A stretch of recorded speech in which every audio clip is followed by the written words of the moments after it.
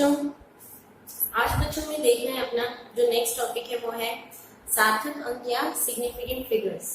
सार्थक अंक इसलिए देखो बच्चों, एक क्वेश्चन हमेशा आता है, लेकिन आता वही 1 नंबर का या आधे नंबर का ही क्वेश्चन आता है सार्थक अंक, लेकिन हमेशा पूछा जाता है इसके ऊपर एक क्वेश्चन हमेशा बनता है। ठीक है, और बहुत ही अच्छा टॉपिक है। अगर आपको ये समझ आ जाता है तो हाँ, आपके समझो कि आधा नंबर या 1 नंबर तो हमेशा पक्के हैं कि अगर हमें समझ में आ गई। ये टॉपिक आपका केमिस्ट्री में भी है, केमिस्ट्री में भी चीज आप पढ़ोगे। ठीक है, तो देखो बच्चों, हमें सार्थक अंक देखने। सार्थक अंक किसे कहते हैं? नाम से पता चल रहा है जो सार्थक हो, हर तरीके से पूर्ण हो, सिग्निफिकेंट हो, उसको सार्थक अंक कहा जाता है। इट मीन्स अगर हमने किसी भी चीज की कोई वैल्यू निकाली है, कोई किसी का मान हमने मापा है, तो उस मापित मान का हम क्या देखेंगे? उस मापित मान से हम क्या निकालेंगे? वैल्यू अगर हम निकालते हैं, हमने रीडिंग रेंज का सपोज हमारे पास मार्कर ही है, इस मार्कर को देखो बच्चों, जब हमने इसको स्केल से मापा था, स्केल से हमारे पास इसकी लंबाई 10 सेंटीमीटर 15 सेंटीमीटर कुछ भी आ रही है, तो जब हमने मापा तो उसके साथ जैसे सपोज कभी 15 सेंटीमीटर आ गई, कभी 15.2 आ गई, कभी 15.3 आ गई। तो ऐसी स्थिति में हम क्या निकालते हैं? किसी भी संख्या का जो मापित मान होता है, शुद्धता पूर्वक जो मापित मान होता है, उसके साथ एक संदिग्ध मान जो हमें प्राप्त होता है, वो क्या कहलाता है? उसका सार्थक अंक कहलाता है। क्या कहलाता है? Significant figures. इट मीन्स कि किसी भी मापित मान का वह शुद्धता पूर्वक मान जो किसके साथ हो? एक संदिग्ध पूर्ण मान के साथ हो। किसके साथ हो? संदिग्ध पूर्ण मान के साथ हो। तो ऐसा मान क्या कहलाता है? हमारा क्या कहलाता है? हमारा संदिग्ध क्या कहलाता है? सार्थक अंक कहलाता है। इट मीन्स हमने कोई भी वैल्यू निकाली और उसके बाद मापा, हमने मापित मान निकाला, हमने मापित मान सपोज हमारा कुछ भी आ रहा है 15.23 आ रहा है। अब 15.23 का साथ जो हमारे पास जो मान होगा, इसमें से कुछ मान तो क्या होगा? शुद्धता पूर्वक मापा गया मान होगा, और अंकों के साथ होगा, और कुछ अंक जो होंगे इसमें संदिग्ध होंगे। कुछ अंक इसमें कैसे होंगे बच्चों?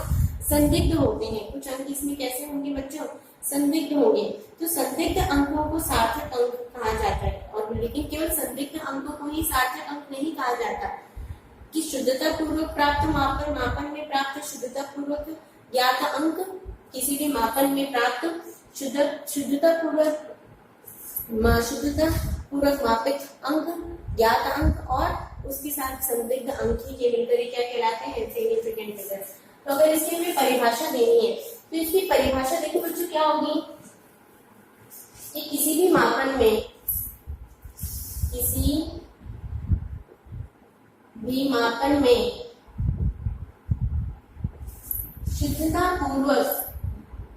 शुद्धता पूर्वक ज्ञात अंक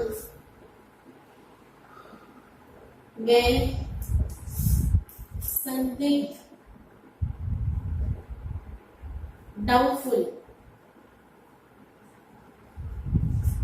व संदिग्ध अंकों को ही किसी भी मापन में शुद्धता पूर्वक ज्ञात अंक व संदिग्ध अंकों को ही क्या कहा जाता है? सार्थक अंक कहा जाता है। क्या कहा जाता है? सार्थक अंक कहा जाता है या सिग्निफिकेंट फिगर्स कहा जाता है। देखो बच्चों, हो सकता है कि आपको ये टॉपिक आपके नोट्स में ना मिले, तो इसलिए जो वीडियो में आपको बताया जा रहा है, इसी में आपको अच्छे से समझना है, और यहीं से चाहो तो आप अपने नोटबुक में भी रजिस्टर में लिख सकते हो। क्लियर बच्चों? ये शायद से आपको नोट्स में नहीं मिलने वाला टॉपिक, तो यहाँ चाहे तो आप यहाँ से ही इसको जो थ्योरी इसकी वो नोट्स बनाए, क्योंकि इसमें ज्यादा थ्योरी नहीं, थोड़ा बहुत एग्जाम्पल से आपको समझाए। केवल यहाँ पे इसकी डेफिनेशन पूछी नहीं जाती है, सीधे इसके ऊपर क्वेश्चन आता है आपके पास। तो सार्थक अंक क्या है? किसी में मापित मान में शुद्धता पूर्वक ज्ञात अंक और उसके साथ जो संदिग्ध अंक होता है, वो क्या मिलकर क्या कहलाता है? हमारा सार्थक अंक होता है। अब इसमें जो एक और पॉइंट है वो क्या है बच्चों, कि कोई भी वैल्यू में जितने ज्यादा सार्थक अंक होंगे, वो वैल्यू उतनी ही क्या होगी? यथार्थ होगी। वो मापित मान उतना ही यथार्थ कब होगा? उतना ही सिग्निफिकेंट, यथार्थता उसकी उतनी ही अधिक होगी। वो उसकी एक्यूरेसी, हम यथार्थता मतलब उसकी एक्यूरेसी उतनी अधिक होगी कि हाँ, ये अपनी जो इसकी एक्यूरेट वैल्यू है उसके ये क्या है? एकदम आसपास है, ये एकदम इसकी एक्यूरेसी के एकदम सही प्राप्त, मतलब ये अपनी एक्यूरेट वैल्यू के आसपास बहुत कम ही वेरिएशन होगा इसमें, लगभग वही मान प्राप्त हुआ है हमें। तो जितने ज्यादा सार्थक अंक होंगे उसकी एक्यूरेसी, उसकी यथार्थता भी क्या होगी, उतनी ही अधिक होगी। तो इसको हम ये लिख सकते हैं कि किसी भी मापित मान में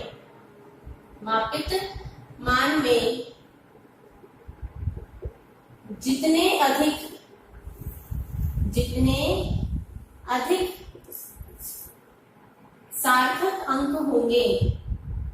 अधिक सार्थक अंक होंगे, वह मान उतना ही अधिक यथार्थ, मतलब एक्यूरेट, यथार्थ होगा। वह अंक उतना ही अधिक क्या होगा, यथार्थ होगा। ये बच्चों, ये इसकी इंपॉर्टेंट पॉइंट है कि किसी भी मापित मान में जितने अधिक सार्थक अंक होंगे वह उतना ही अधिक यथार्थ मान होगा हमारे पास। अब यहाँ से हमने इसके कुछ क्या है नियम है सार्थक अंकों के, उन नियमों के आधार पर हमें क्या निकालने की जरूरत है, कोई भी नंबर दे देंगे और उसमें आपसे पूछेंगे कि इसमें सार्थक अंकों की संख्या कितनी है। तो इसके कुछ नियम है, वो बच्चों नियम हमें देख लें, उन नियम याद रखने बस आपको कि हाँ ये नियम है, अगर ये नियम इसमें लग रहा है तो हाँ इसमें ये सार्थक अंक है। क्लियर है बच्चों? तो सबसे पहला जो नियम है, इसमें हम कुछ नियम देखने वाले हैं, सार्थक अंकों के नियम। क्या है सार्थक अंकों के नियम?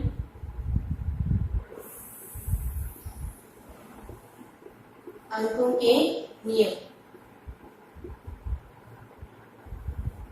तो देखो बच्चों, सबसे पहला जो नियम है वो नियम क्या है हमारे पास, अगर हमारे पास कोई भी अशून्य संख्या है, कैसी संख्या है, कोई भी अशून्य संख्या है, तो उस अशून्य संख्या में जितने भी अंक होंगे वही क्या होंगे, उसके कुल सार्थक अंक होंगे। जैसे सपोज कि सभी अशून्य अंक क्या कहलाते हैं, हम सार्थक अंक कहलाते हैं। ये कह सकते हैं कि जैसे जितने भी अशून्य अंक होंगे वो क्या कहलाएंगे, हमारे सार्थक अंक कहलाएंगे। इट मींस कि सबसे पहला नियम क्या हो गया हमारे पास कि सभी अशून्य अंक,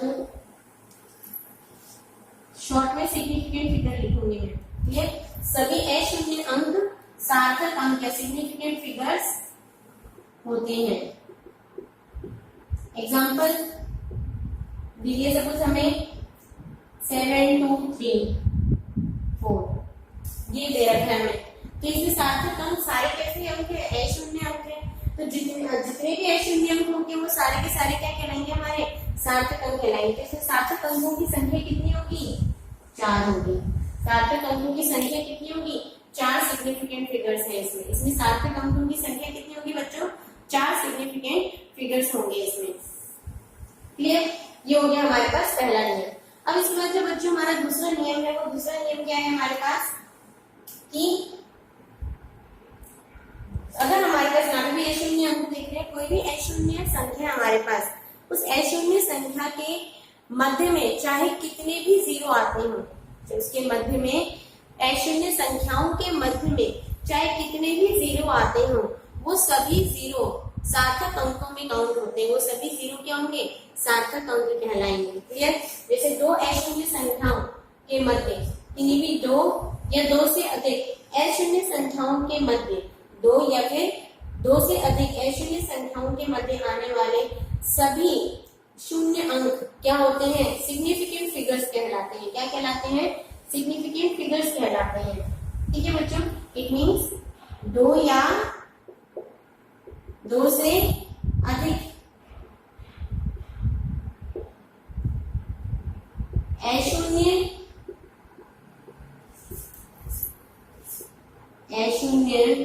अंकों के मध्य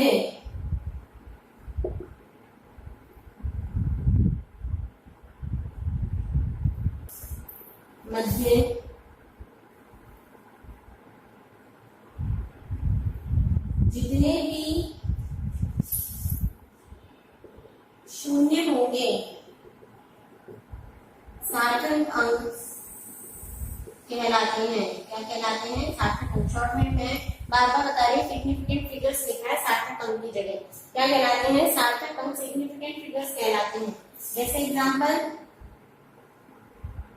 23051, ये आपको दे रखा है, तो ये 23051, तो 23 और 51 के बीच में क्या है, एक जीरो है, तो यहाँ पर ये जीरो भी क्या होगा, सार्थक अंक होगा, तो इसमें सार्थक अंकों की सिग्निफिकेंट फिगर्स की संख्या कितनी हो जाएगी, 5 हो जाएगी। इसी तरह से अगर हमारे पास होता 23005253, तो इसमें सिग्निफिकेंट फिगर्स की संख्या कितनी होती है बच्चों, 6 होती है। क्लियर? तो चाहे बीच में क्या है, कितने भी जीरो आए वो सभी जीरो किसमें काउंट होंगे, वो सभी जीरो किसमें काउंट होंगे आपके बच्चों, सिग्निफिकेंट फिगर्स में काउंट होते हैं। किसमें काउंट होते हैं, सिग्निफिकेंट फिगर्स में काउंट होते हैं। तो ये हो गए हमारे पास दो नियम। क्लियर? इसके बाद है हमारा जो तीसरा नियम क्या कहता है बच्चों, कि अगर हमारे पास कोई भी दशमलव संख्या है, ऐसी संख्या है, डेसिमल नंबर है, कैसा नंबर है, डेसिमल नंबर है, तो उस डेसिमल नंबर पॉइंट या डेसिमल पॉइंट के आगे जितने भी जीरो हैं, उस डेसिमल पॉइंट के पहले बाईं तरफ, इस तरफ बाईं तरफ जितने भी जीरो हैं, तथा अशून्य संख्या से पहले डेसिमल पॉइंट के बाद या दाईं तरफ जितने भी अशून्य संख्या है, उनसे पहले जितने भी शून्य है, वो सभी सार्थक अंक नहीं माने जाते हैं। कहने का मतलब क्या है कि अगर हमारे पास थर्ड नियम क्या है इसका, कि किसी भी कोई भी संख्या जो कि एक से क्या हो, छोटी है, वह संख्या जो कि एक से क्या है, छोटी, एक से छोटी तो वो पॉइंट में होगी, 0.1 0.2 पॉइंट्स में होगी, डेसिमल फॉर्म में होगी, एक से छोटी है, तो उनमें दशमलव के बाईं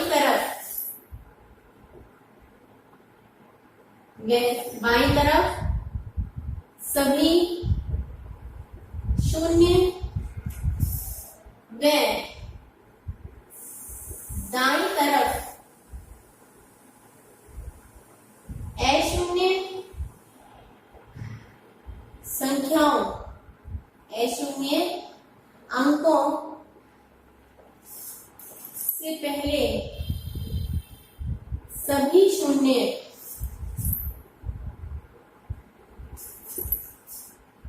सार्थक अंक नहीं होते हैं, सार्थक अंक नहीं होते। इट मीन्स कैसी संख्या, जो कि एक से छोटी हो, इट मीन्स एक से छोटी तो कैसी संख्या होगी, दशमलव संख्या होगी, और दशमलव संख्या के बाईं तरफ जितने भी जीरो होंगे वो, और अशून्य संख्याओं के बाद जितने भी जीरो, डेसिमल पॉइंट के बाद जितने भी जीरो है, वो सभी सार्थक अंक नहीं होते हैं। जैसे फॉर एग्जाम्पल अगर हम देखें तो क्या होगा हमारे पास, जैसे 0.00723 ये है नंबर आपके पास, तो ये डेसिमल पॉइंट हो गया। इस डेसिमल पॉइंट से ये क्या हो गया आपके पास, लेफ्ट हैंड साइड, और ये क्या हो गया, राइट हैंड साइड। तो left hand side, decimal point की लेफ्ट हैंड साइड जितने भी जीरो है वो, और डेसिमल पॉइंट के बाद जो अशून्य संख्या कहां से शुरू हो रही है, 7 से, तो अशून्य संख्या से पहले जितने भी जीरो है, कितने जीरो है, 2 जीरो है, तो इस अशून्य संख्या से पहले जितने भी जीरो होंगे वो काउंट नहीं होते, वो सार्थक अंक नहीं कहलाते हैं बच्चों। इट मीन्स यही आपका तीसरा नियम है कि कोई भी वह संख्या जो कि एक से छोटी हो, उसमें दशमलव के बाईं तरफ जितने भी जीरो हो, तथा दशमलव के बाद दाईं तरफ जितने भी जीरो, किससे पहले हो जीरो, अशून्य संख्या से पहले जितने भी जीरो वो सारे किसमें नहीं होंगे, वो सारे क्या कहलाएंगे, आपके सार्थक अंक नहीं कहलाते। तो इसमें सार्थक अंकों की संख्या आपसे पूछी जाएगी, तो सिग्निफिकेंट फिगर्स कितने होंगे बच्चों, 3 होंगे। सीधा बस ऐसे क्वेश्चन आएगा, कोई भी संख्या देखी जाएगी, आपसे पूछेंगे इसमें सार्थक अंकों की संख्या बताइए, तो ये क्वेश्चन देखिए, पूछेंगे इसमें सार्थक अंक कितने हैं, सार्थक अंक कितने बच्चों, 3 है इसमें सार्थक अंक। ठीक है, ये हो गया हमारे पास तीसरा नियम। इसी तरह से बच्चों जो नेक्स्ट नियम है हमारे पास, नेक्स्ट नियम क्या है हमारा, क्या कहलाता है नेक्स्ट नियम हमारा, कि अगर हमारे पास,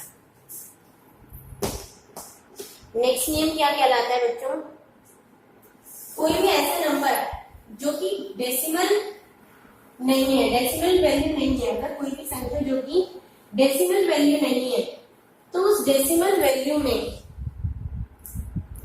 डेसिमल वैल्यू नहीं है। तो उस डेसिमल वैल्यू में क्या होगा, उस संख्या के अशून्य संख्याओं के बाद जितने भी जीरो होंगे वो सार्थक अंक नहीं कहलाते हैं। लेकिन अगर वही संख्या को मापा जाए, या अगर हमें बोल दिया, सीधा आपको बोल दिया 200, तो 200 में क्या होगा, कहने का मतलब है तीसरा चौथा नियम जो है, कोई भी मापित संख्या है उसमें आपको बोल दिया कि सीधा 200 क्या है, वैल्यू है कोई, ठीक है। आपको पता नहीं है 200 लंबाई है, चौड़ाई है, द्रव्यमान है, क्या है, तो आप इसकी सार्थक अंक की संख्या कितनी होगी, 1 होगी। आगे बात समझ में। लेकिन अगर आपको बोल दिया, इसको मापा आपने, ये आपने वैल्यू किसकी क्या निकाली, किसी सामान का वजन निकाला, ये इसका द्रव्यमान है, ये कितना है 200 केजी है, तो ये क्या है, मापित मान है। ये क्या है आपका, कि आपने किसी भी सामान को मापा और उसके आपने ये वैल्यू निकाली, माप की वैल्यू आई आपके पास। ये मापित मान है जो किसको बता रहा है, उसकी द्रव्यमान को व्यक्त कर रहे हैं, यूनिट समेत ये मान, ठीक है। और कोई भी भौतिक राशि आपको बताया तो उसको n1 u1 से व्यक्त कर रहे हैं। n1 तो सांख्यिक आंकिक मान कहलाता है, u1 उसका मात्रक कहलाता है। लेकिन क्या इसमें कोई मात्रक है, ये क्या बता रहा है कि ये द्रव्यमान को व्यक्त कर रहा है, लंबाई को व्यक्त कर रहा है, इसको व्यक्त कर रहा है। तो अगर सीधा हमारे पास कोई नंबर दे दिया जाए तो अशून्य संख्याओं के बाद जितने भी जीरो होंगे वो सार्थक अंक नहीं होंगे, क्लियर। लेकिन जो मापित मान है, जिससे हमें ये पता चल रहा है, जिसमें आंकिक मान भी हो और मात्रक भी हो, जिससे पता चल रहा है कि वो राशि, भौतिक राशि किस रूप में है, द्रव्यमान के रूप में है, वो टाइम के रूप में है, वो लंबाई के रूप में है। तो ऐसी कंडीशन पे उसके अब 2 केजी हो और 200 केजी, दोनों में बात अलग अलग है। 2 केजी और 200 केजी दोनों अलग अलग होंगे, सेम होंगे क्या, एक 2 केजी है तो बैग है हमारे पास, और 200 केजी का बैग है, 200 केजी का बैग ज्यादा भारी होगा और 2 केजी का क्या होगा, हल्का होगा। तो दोनों बात अलग अलग है, ठीक है। तो इसलिए जहां जैसे ही मात्रक लग जाएगा तो उन जीरो की वैल्यू हो जाएगी, और मात्रक नहीं होगा तो जीरो की कोई वैल्यू नहीं होगी। इट मींस यहाँ पे तो सार्थक अंक 1 होगा और यहाँ पे सार्थक अंक कितना होगा, 3 होगा। तो कहने का मतलब यह है कि अगर हमारे पास कोई भी ऐसे नंबर जिसमें कि जो डेसिमल वैल्यू नहीं है, उसमें जितने भी नॉन जीरो नंबर है, नॉन जीरो नंबर के बाद राइट साइड में सभी जीरो किसमें कहलाते हैं, आपके सभी जीरो राइट साइड में चाहे कितने भी जीरो आ जाए वो क्या होंगे, सार्थक अंक नहीं होंगे। तो अगर हमें चौथा नियम लिखना हो तो क्या होगा कि किसी कोई भी संख्या जो कि दशमलव संख्या ना हो उसमें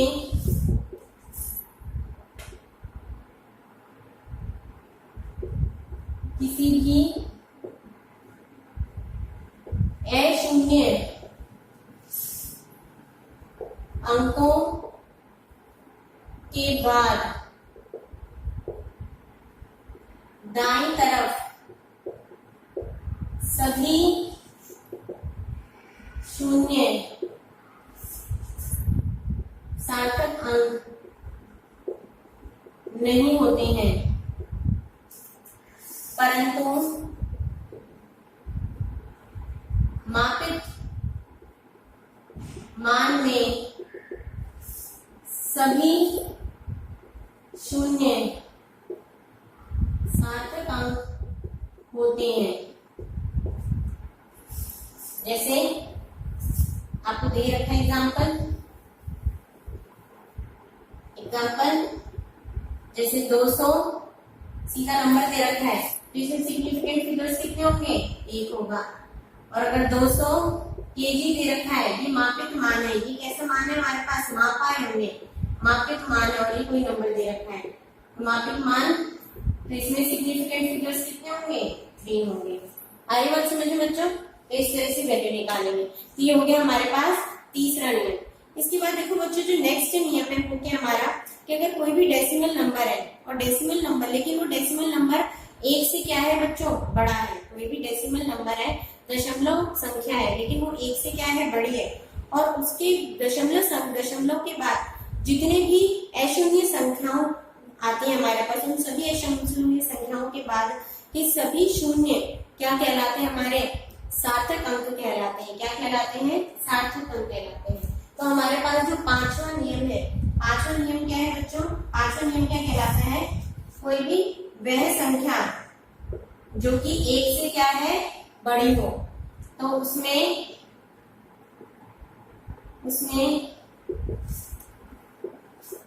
दशमलव के बाद आने वाले सभी शून्य सार्थक अंक कहलाते हैं। आने वाले सभी शून्य क्या कहलाते हैं? सार्थक अंक कहलाते हैं। जैसे बच्चों एग्जाम्पल 3.7200 ये दे रखे आपको वही। अब ये संख्या क्या है? 1 से बड़ी है। पहली चीज की संख्या क्या है? 1 से बड़ी है। इसमें पॉइंट के बाद दशमलव के बाद आने वाले दशमलव के बाद अशून्य संख्या है, ठीक है। दशमलव के बाद आने वाले सभी अशून्य अंकों के बाद के शून्य, ये ध्यान रखें बच्चों। कोई भी वह संख्या जो कि 1 से क्या है बड़ी है, उसमें दशमलव के बाद आने वाले सभी अशून्य अंकों के बाद के सभी अशून्य अंकों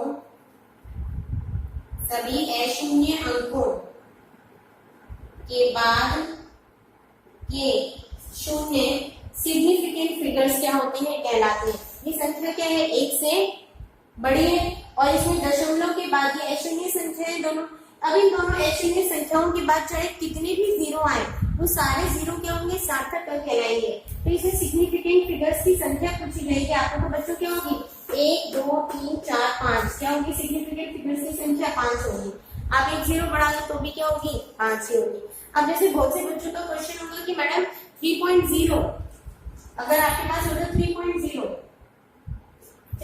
होता तो अब यहाँ पे दशमलव संख्याएं कितनी होती? दशमलव के बाद सीधा जीरो है, यहाँ पे सीधा डेसिमल के बाद जीरो है। यहाँ पे क्या आ रहा है बच्चों? सीधा डेसिमल के बाद जीरो है, तो इस सीधा डेसिमल के बाद जीरो की कोई वैल्यू नहीं होगी। यहाँ पे सिग्निफिकेंट फिगर क्या होगा? 1 ही होगा। लेकिन अगर अशून्य संख्या के बाद जीरो, अगर ये भी होता यहाँ पे 3.10 भी होता, तो इसमें सिग्निफिकेंट फिगर्स की संख्या कितनी होती? 3 होती। क्लियर? तब सिग्निफिकेंट फिगर्स की संख्या कितनी होती बच्चों? 3 होती। क्लियर? ये आपका 5वां नियम हो गया। इसके बाद बच्चों जो आपका छठा नियम है वो क्या है कि अगर हम किसी भी संख्या को अगर 10 की घात के रूप में व्यक्त करें तो उसकी सिग्निफिकेंट फिगर्स की संख्या में कोई परिवर्तन नहीं होता। अगर हम किसी भी संख्या को दशमलव रूप में लिखें तो उसकी संख्या में कोई भी परिवर्तन नहीं होता है। क्लियर है बच्चों? जैसे छठा नियम, किसी भी संख्या को 10 की घात के रूप में लिखने पर सिग्निफिकेंट फिगर्स की संख्या में कोई परिवर्तन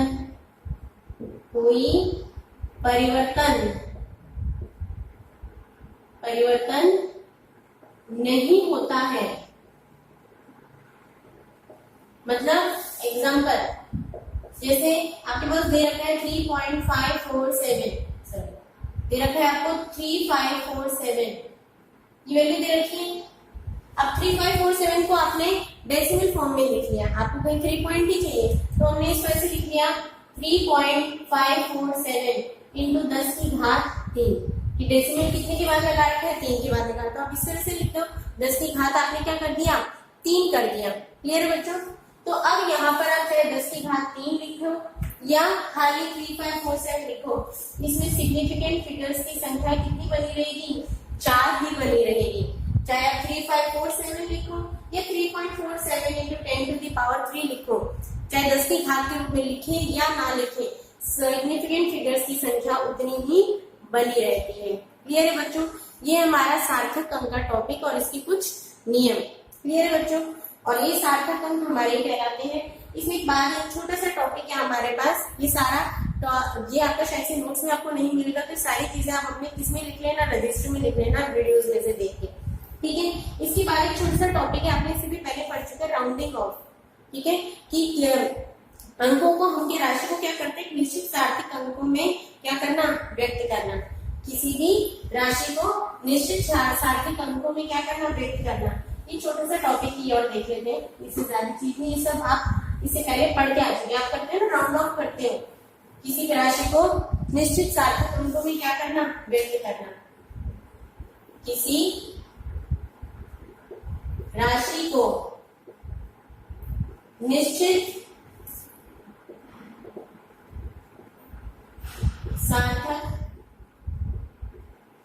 अंकों में व्यक्त करना,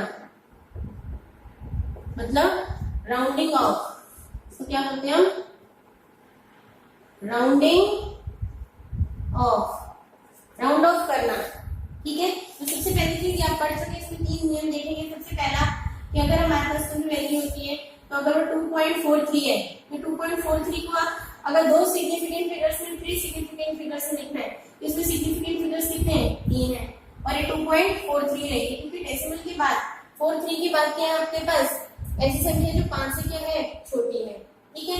दूसरा कि अगर यहाँ पे होता है 2.45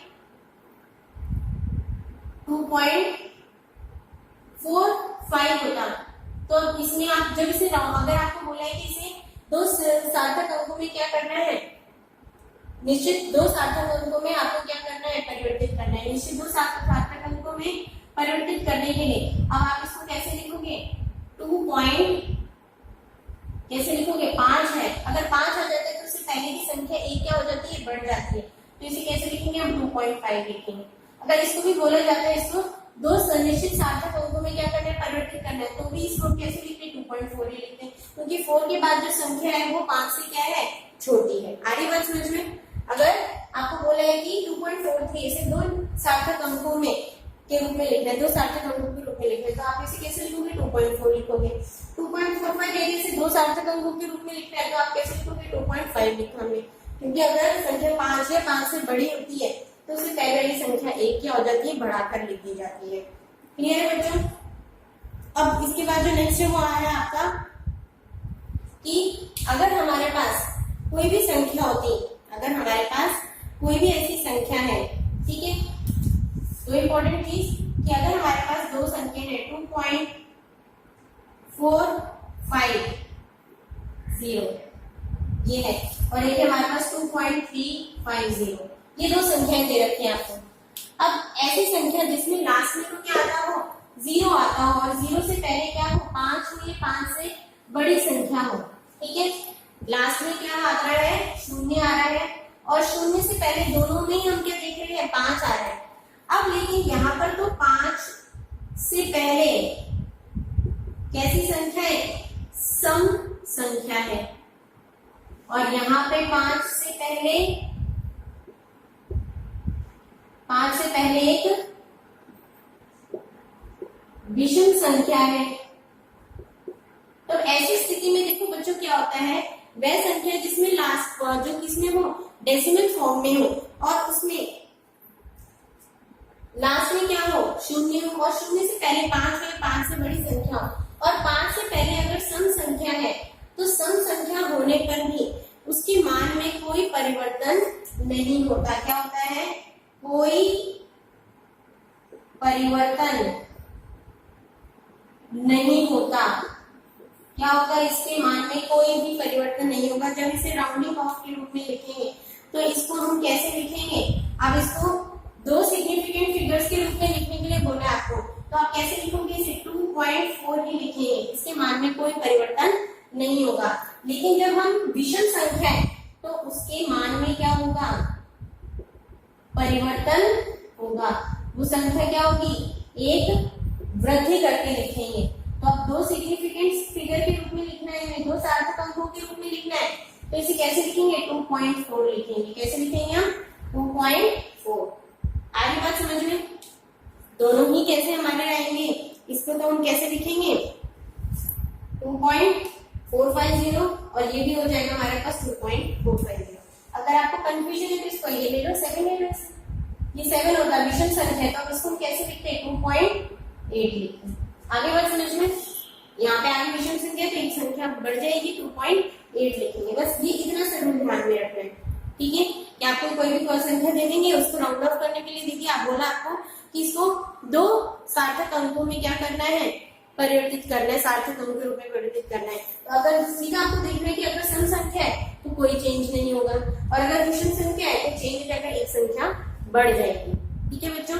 तो ये है हमारे पास पूरा टॉपिक सार्थक अंक और विषम। और दूसरा हमने पढ़ा था कि निश्चित किसी राशि को निश्चित सार्थक अंकों में क्या करना, परिवर्तित करना है, राउंड ऑफ करना, ठीक है। इसके बाद बहुत से बच्चों को न्यूमेरिकल से प्रॉब्लम आ रही है। इसके बाद जो हमारा लगभग सारे टॉपिक्स हो चुके हैं, इसके बाद जो हम एक लास्ट लेक्चर लेंगे फर्स्ट चैप्टर का, वो सारे न्यूमेरिकल्स का ही लेंगे, क्लियर है बच्चों। इसके बाद वाला चैप्टर आपका पूरा न्यूमेरिकल्स का होगा। तो इसमें इससे पहले अभी जिस भी बच्चों को कोई भी किसी मैथ में प्रॉब्लम है तो वो उसमें क्लियर हो जाएगी आप सभी को। ओके बच्चों, थैंक यू।